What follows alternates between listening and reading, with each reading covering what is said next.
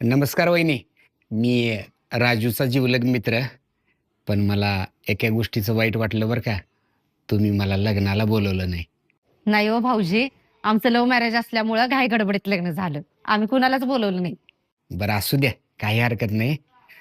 पण ते जाऊ द्या. राजूनं मला आत्ताच फोन केला होता घरी ये म्हणून. राजू कुठे दिसच नाही गेलाय. अहो त्यांनी बाहेर गेलेत. येतील 5 मिनिटात. तुम्ही बसा, मी चहा ठेवते. आयला वहिनी कसला चा करलेत राव.